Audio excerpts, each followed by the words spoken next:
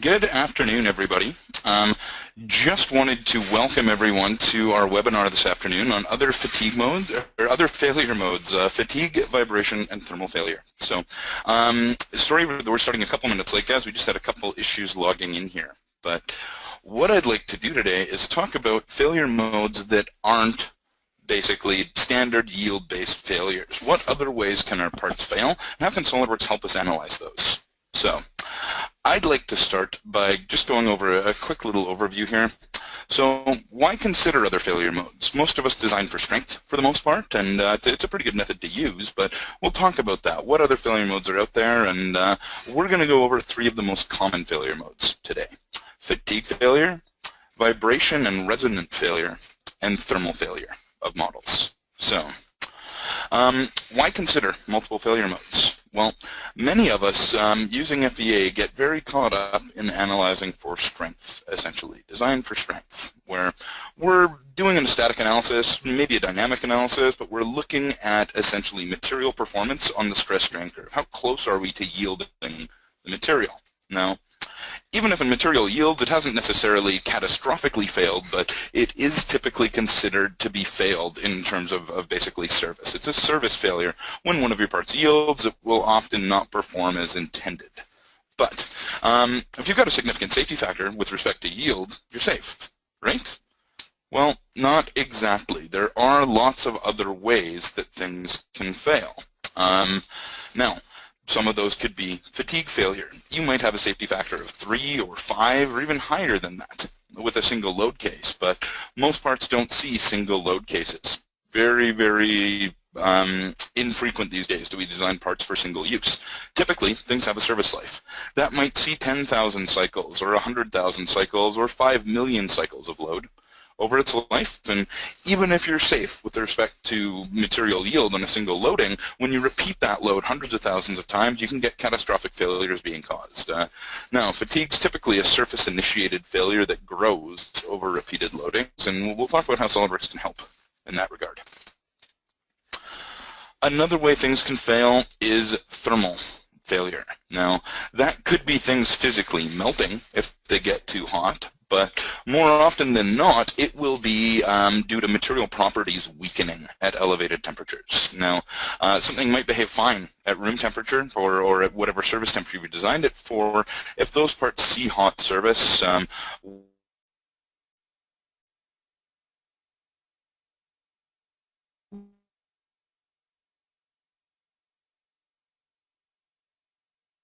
lot of weather, see a lot of material weakening and then some unexpected failures there due to elevated temperatures. We'll look at that. We're also going to look at resonant failures. Now, vibration and resonance failures are quite common. You guys have probably noticed resonance a little bit in your own lives. Every once in a while, if one of your tires is out of balance in your car, if you're driving down the road, you'll hit certain speeds where you sort of get a bit of vibration out of it, a thump, thump, thump out of your wheels, and often you speed up a bit, you slow down a bit. Those things will often sort of get rid of themselves. But with a lot of mechanical parts, if there's not damping in the system, if you keep exciting things at the resonant frequencies, you can see catastrophic failures, and we'll dig more into that as we go. So I'd like to talk about ways we can look at these other failure modes with SOLIDWORKS. And today we're going to start with fatigue failure. Once we look at a simple fatigue case, we'll talk about vibration and resonance in parts, and then we'll move into thermal failure at the end. So let's talk about fatigue, guys. With fatigue failure, as I mentioned, a lot of designers typically consider design for strength instead of design for life, but very rarely do you see the single-use parts, and of course we need to look at overall life cycle design. It's becoming more and more important, not just to prevent part failures and one-offs, but to help determine warranties for parts and what warranties need to be.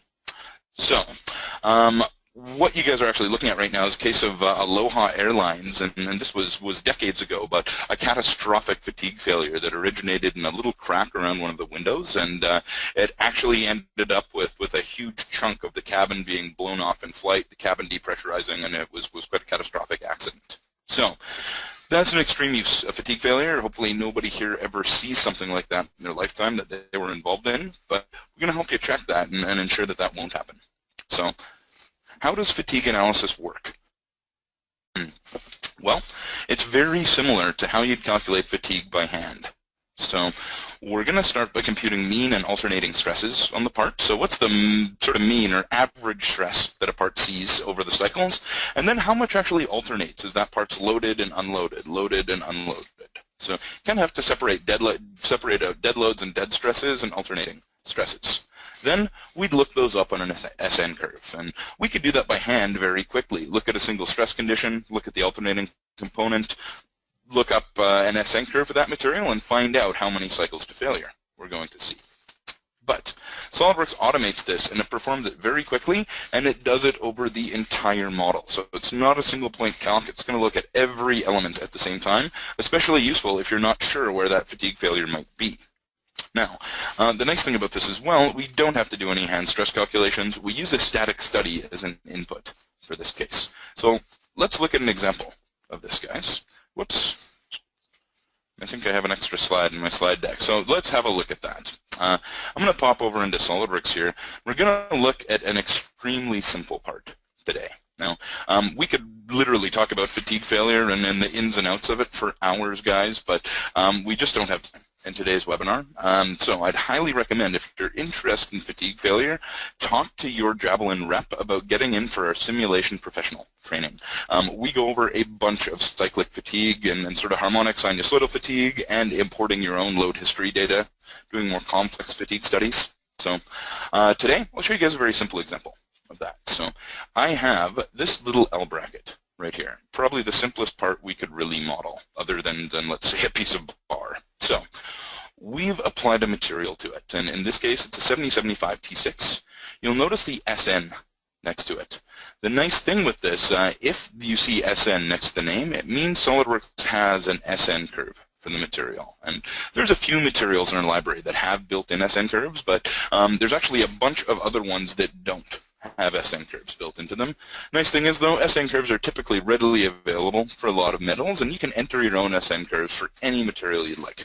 So we'll talk about the load case here. We have a single restraint, so I've fixed the very top face. I've gone down here and put a 450-pound load on the end of this part, pushing it downwards, trying to sort of induce some bending there. Well, let's have a look at what the results look like. When I see that, I'll just quickly animate this for you guys. You can see how it flexes, flexing up and down like that. You see the maximum stress happening right on the inside corner. Well, when I look at this now, I see we have a safety factor of about 230. Or I'm sorry, we have a maximum stress of about 230 MPa in this part. Our yield strength is over 500 right now. So that means we have a safety factor of over 2 in the part. If I want to verify that, I can always do an automated safety factor plot here. And SOLIDWORKS is going to tell me my minimum safety factor is actually 2.2 here. So I might think I'm safe. Maybe I'm shooting for a safety factor of 2. No problem at all. This isn't anywhere near breaking when we apply that 450-pound load to it. But in our case, what if this is going to see 500,000 cycles of that load? And in terms of service life, that's not even that many cycles. 500,000 cycles is something many of our parts and many of our designs see over their lifetime. Well, I'm going to start a fatigue study on this, guys. And actually, I was going to walk you through this one, but I'll actually set up a brand new one for you to show you how you would do that. So I'll go to my study advisor, start a new study, and I'm going to tell SOLIDWORKS this is a fatigue study. So we'll go in and say this will be 500,000 cycles. Now, your fatigue study looks extremely simple to start with. All we see is a loading case here, loading and then result options. So the first thing I'm going to do is add what we call a fatigue event to the part. That's when we tell SOLIDWORKS to take that original load case. This one, guys, I called this one static 1. By the way, it's the default name. This is where we tell it how many times to repeat that cycle. So I'll add an event here. I'm going to say there are 500,000 cycles of that load, and I can now choose what's called the loading ratio. We go into this more in our fatigue training, but this is describing basically whether that 500 pounds is applied and released, whether the load's actually being reversed. Maybe it's being pushed with 500 pounds, then released, then pulled the opposite direction then release, push, pull, push, pull. And realistically, stresses could be either one of those, or they could alternate between really any ranges. So if it's not purely fully reversed or a purely pulsating load, we can describe this with what's called the loading ratio. But I'm going to fully reverse this. I'm going to say we're pushing with 500 pounds, then pulling with 500 pounds 500,000 times. So I can go in here and choose the study that I'd like, and you'll notice I can actually add multiple studies in here as well. I can scale that up. We did a 450-pound load. If I wanted to do less than that or more than that, I can use a scale factor instead of changing my original study. Now I click OK. So you'll see what's happened. SOLIDWORKS has created this loading event, and I might want to name this. So I'll call this 0.5 million cycles of 450 pound, something like that. Now, as soon as I do that, I'll also see my part appear in the tree, and it's no longer material data I'm playing with, it's fatigue data.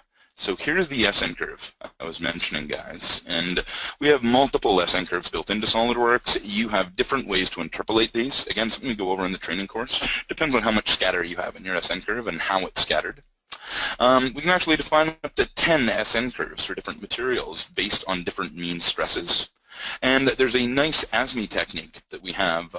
For steels, if you don't have an SN curve for your specific grade of steel, there is an accepted ASME method for deriving an SN curve based on the elastic modulus of the material. And there's two different methods there, one for austenitic steels and one for carbon steels. So what we'll do here, I'm not going to change the fatigue data, I'm just going to accept it and apply it, and we'll move on. So that's really the only setup we need to do. I could technically run this right now, but I want to show you guys what some of the other options are that we have. When I go into my study properties, I get to choose a bunch of different options. To start with, how are different events interacting? I only have the one event right here, the 450-pound load, but maybe this actually sees multiple events. Maybe there's some 450-pound vertical loading, maybe there's some side loading or some pressures this is seeing as well. Well, different loads, they may occur at different times in the cycle. It might be one 450-pound load, then a pressure load, then a thermal load, etc. But over the life, sometimes these multiple loads might happen at the same time. And that can lead to a higher stress condition than any of your cycles individually. And we have an ASME accepted method for doing random interaction of those loads. Now, we also have options on what we're using to compute the alternating stress values. Stress intensity, von Mises stress, or first principle stress. I'm going to go with von Mises in this case. Then finally, we have mean stress correction factors as well. And I'm going to mention this, guys. Let me just pop open one of my training PowerPoints here.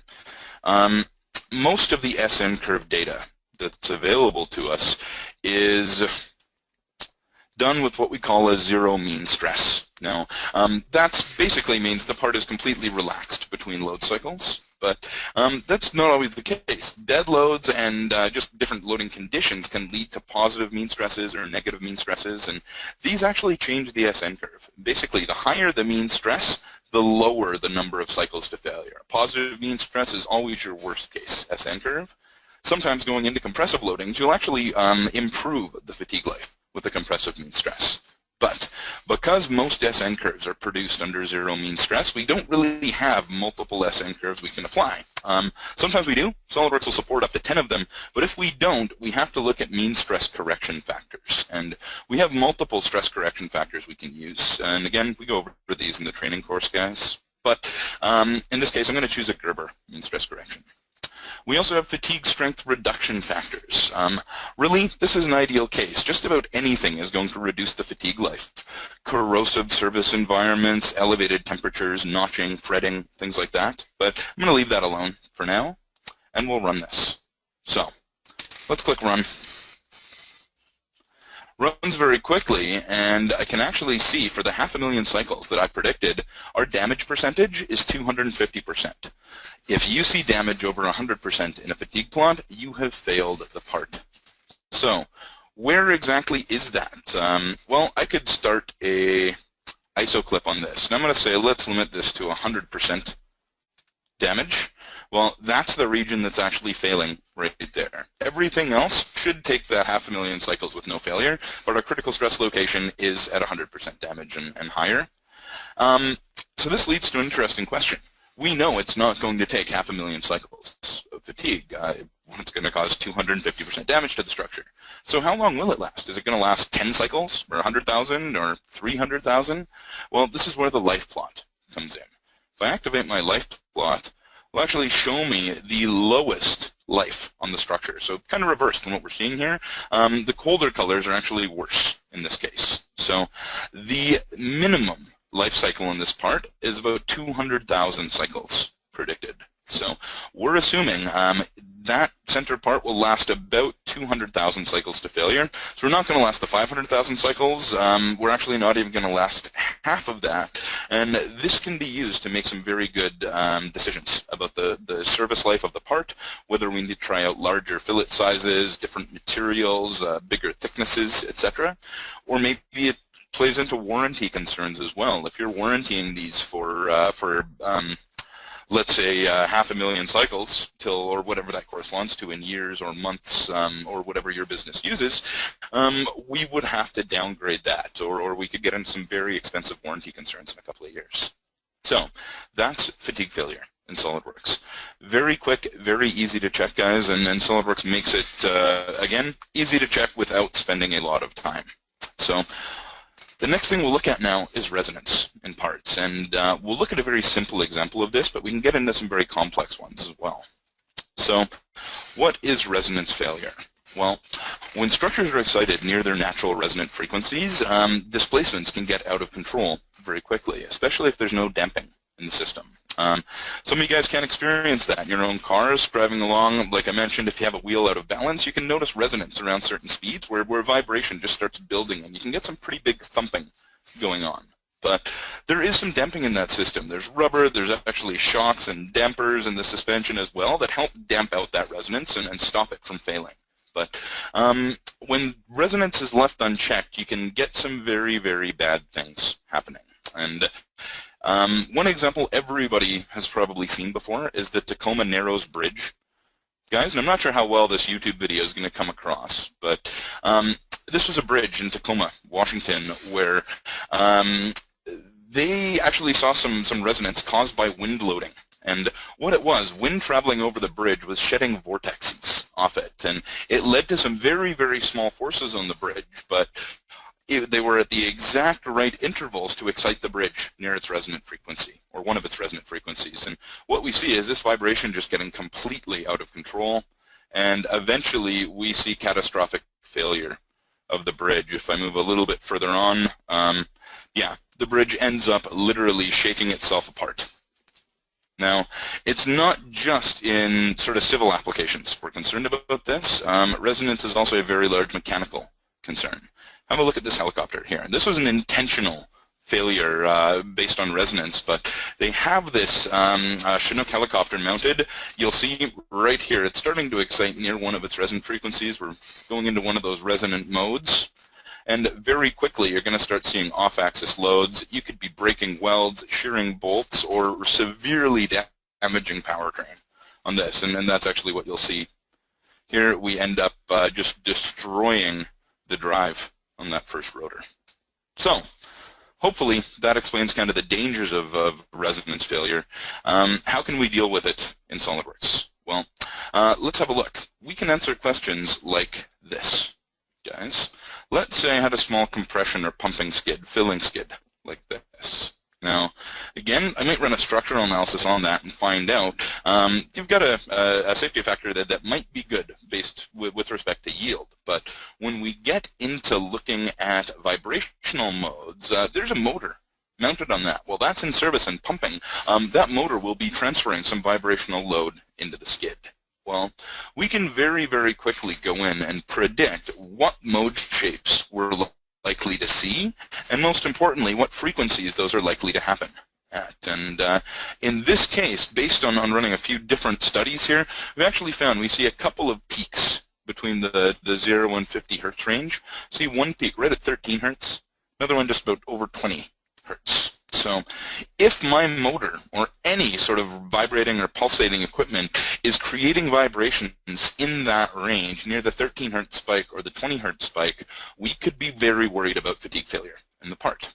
Now, very easy to sort of get around that. You can either look at changing or damping the motor, so adding rubber mounts to it, things that are going to damp out that vibration, or you can look at mass tuning the structure, adding or removing weight in certain places to make your structure have different frequency response. And I'll quickly touch on this right now, guys. I'm just going to show you a very, very simple example of that. Let's pop open something right from our training course.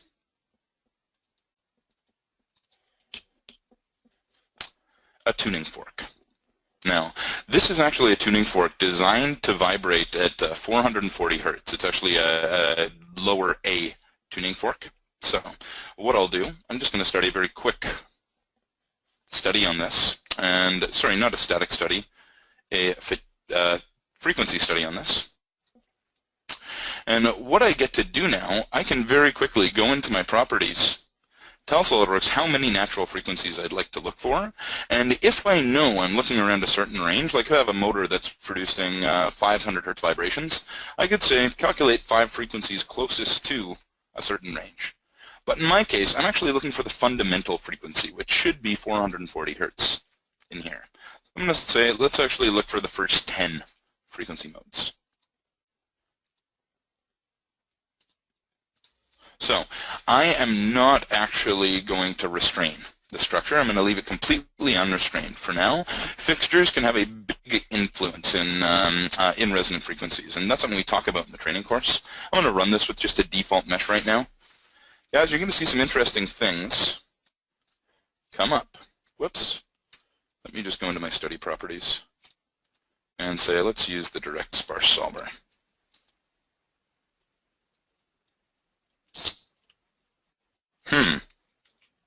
Now, that should typically work. I'm not sure. There may be something I've forgotten. In here, 10 frequencies, closest to 0 hertz. Run it again. No, I'll have to have a quick look at that, guys. Typically, that should work. Let me do one more. I'll put a fixture on there.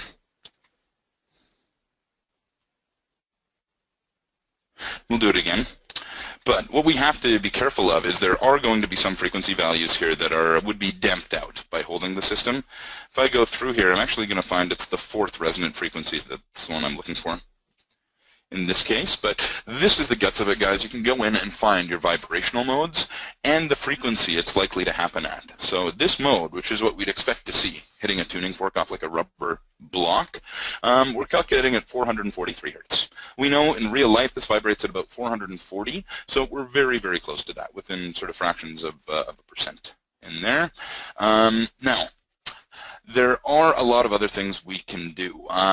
I will say we can't take any useful deformation data out of these. We don't know how much it's going to deform, if it's going to fail, etc.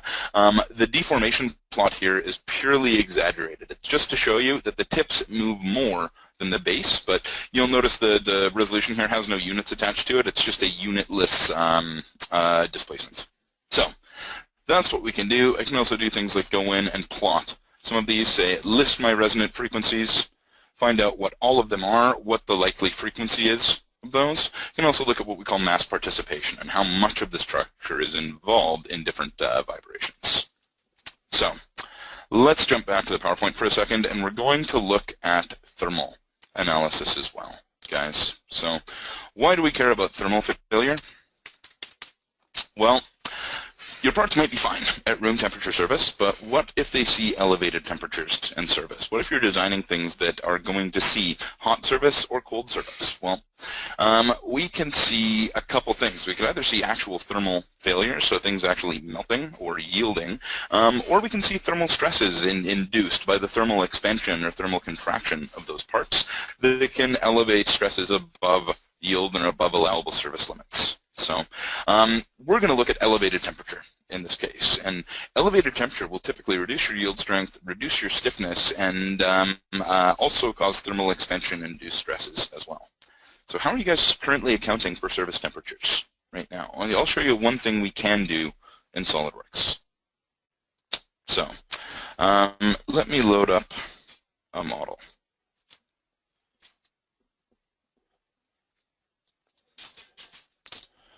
What we have here, guys, is a thermal expansion joint for a steam piping system. And we've got two steel flanges here, and we have a stainless steel bellows between it. And if I take a quick section plot of this, you'll see sort of the thin-walled nature of the bellows in there, and then we have the thick flanges to account for. Well, this is a case where just running sort of a standard room temperature stress analysis wouldn't really suffice. Because this is low-pressure steam piping, this is actually going to be heated up significantly. We're going to see about 220 degrees Celsius steam on the inside of the part. That steam also has a pressure load of about 50 psi on the inside. And then in addition, think about the rest of the system this is attached to. The whole system is running at about 220 Celsius internal temperature. We're going to see this bellows be compressed a little bit. So I'd like to simulate three specific things in here. I'd like to simulate the thermal load caused by the 220 degree steam. I'd like to simulate the internal pressure from the steam, and I'd also like to simulate this bellows being used for why it's in there, basically some extension. The flanges are going to get pressed inwards by about 4 millimeters each. So how do we run a load case like that, where we have some thermal components, some purely structural loads, etc.? Well, it's going to start with a thermal analysis. And I can do that just by starting what's called a temperature study on the part. So what I'll do, let me just quickly change models here. Comes down to a symmetric model, and in this case, guys, just for speed, we're looking at 2D analysis as well. Great use of our axisymmetric 2D. Well, so what I've done here, I've applied a thermal load to the inside of this part. You'll see everything that's highlighted in blue here, right from underneath the ceiling face of the flange, all the way along the inside of the bellows. We've set that to 220 Celsius. Well, because this is very thin-walled, I'm assuming this is going to be very close to 220 through the whole wall thickness, but my flange might not be. My flange might be considerably cooler at the tip than it is at the base. So to figure that out, I've also applied some convection to the outside faces. Here, all of my outside faces see convection, all of my inside faces see temperature. Well, what do we end up seeing? We see a temperature distribution very similar to this. So the inside of the bellows is at 220. Let's find out what it is on the outside. If I go in, and I'm going to probe just the very top outside node here, about 218.6. So we've lost about 1.5 degrees through there, but very, very close. The flange, however, is not seeing uniform thermal expansion. We're actually seeing higher temperatures on the inside, about 220 on the inside, but about 190 on the outside. So we've got a 30-degree gradient across that flange. Well, now we know the temperature. Let's get into a structural case. Here, I'm going to pop over to a thermal stress study. And in this, I'll tell you what I'll do for loads. To start with, I'm going to put an internal pressure in here. I have 0.3 MPa, which is about 50 psi pressure, acting on all of my inside faces, just like that. Then I also have compressed the bellows a little bit. Let me just hide that. You'll see this here, guys. If I show this load, I've got, not load, it's a prescribed displacement, but I've translated that edge in by 4 millimeters. So assuming a 4 millimeter compression per side. Finally, I've applied some symmetry over to this edge to make it behave like it were attached to the rest of the system. Well, we've taken into account a couple things here, the pressure load and the compression caused by the rest of the system, but we don't have the thermal expansion stresses yet. So how do I do that? Well, I would just go into my external loads here, go down to thermal effects. I can now either define an input temperature here, and I could go in and tell it what the input temperature is, or I can say take temperatures from a thermal study I've done. So that initial thermal study where we found the temp distribution, bringing that in as the final temperature of this part.